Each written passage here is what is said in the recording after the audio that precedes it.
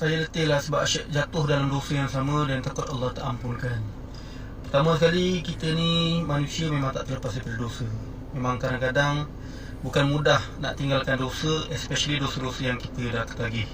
So kepada mereka-mereka yang terjebak dengan ketagihan dosa, asyik ulang dosa yang sama, dah taubat buat balik, nasihat saya, first sekali, teruskan bertaubat, teruskan beristighfar. Jangan pernah rasa selesa dengan dosa tersebut.